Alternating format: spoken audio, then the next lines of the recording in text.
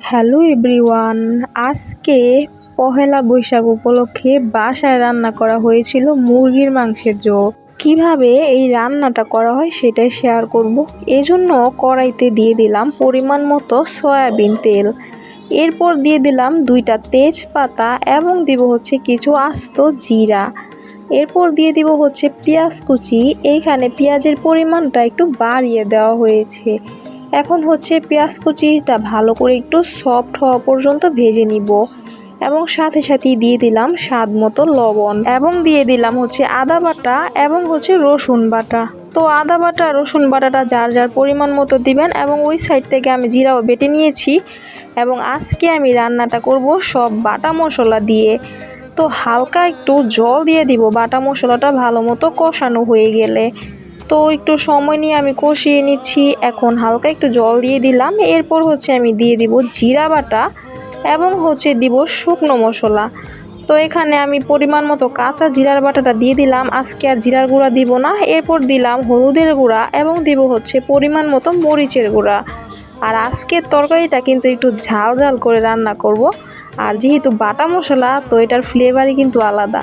তো যাই হোক, মশলাটা ভালো মতো কষানো হয়ে গেলে এরপর আমি কেটে ধুয়ে রাখা সেই মাংসগুলা দিয়ে দিলাম। মাংসগুলা দিয়ে এখন ভালো করে একটু মশলার সাথে কষিয়ে নিব। আর এইভাবে রান্না করলে কিন্তু খেতে অসাধারণ লাগে। তো যাই হোক, আগে হচ্ছে মশলার সাথে মাংসগুলা ভালো মতো কষিয়ে নেই। তো মাংসটা ভালো মতো কষানো হয়ে গেলে এই পাশে আমি আরও 2টা উপকরণ রেডি করে রেখেছিলাম, যেমন কালো গোলমরিচের গুঁড়া এবং টমেটো সস। আর কালো গোলমরিচের গুঁড়াটা কিন্তু অবশ্যই দেওয়ার চেষ্টা করবেন। তো এখন হচ্ছে আমি দিয়ে দিলাম পরিমাণ মতো কালো গোলমরিচের গুঁড়া এবং দিব হচ্ছে টমেটো সস। তো এই 2টা উপকরণ দেওয়ার পর দেখেন সাথে সাথে কিন্তু মাংসগুলো একেবারে কষানো পারফেক্ট হয়ে গিয়েছে এবং পারফেক্টলি সিদ্ধ হয়ে গিয়েছে।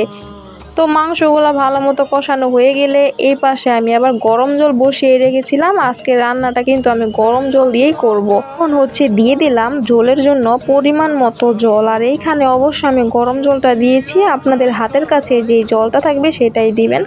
তো ঝোলটা এখন হচ্ছে একটু সময় নিয়ে আমি ফুটিয়ে নিব। আর আজকের রান্নাটা কিন্তু আমি একটু ধীর গতিতেই করছি। তো যাই হোক, চুলার আঁচটাকে মিডিয়ামে রেখে আমি এখন ঝোলটাকে ভালো মতো ফুটিয়ে নিব। ঝোলটা ভালো মতো ফুটানো হয়ে গেলে এরপর আমি দিয়ে দিলাম গরম মশলা বাটা। আজকে কিন্তু কোনো প্রকারের গরম মশলা আমি ব্যবহার করিনি, সম্পূর্ণ বাটা মশলা দিয়েই পুরোটা রান্না কমপ্লিট করেছি। এখন ফাইনালি কিন্তু মাংস রান্নাটা হয়ে গিয়েছে, ঝোলটাও পারফেক্টলি শুকিয়ে গিয়েছে। এখন তরকারিটাকে আমি নামিয়ে নিব। আজকের রান্নাটা কিন্তু একটু স্পেশাল হয়েছে, পুরোটা রান্না যেহেতু বাটা মশলা রান্না করেছি তো স্মেলটাও কিন্তু খুব সুন্দর হয়েছে, আর তাছাড়া কালারটাও একেবারে সুন্দর এসেছে।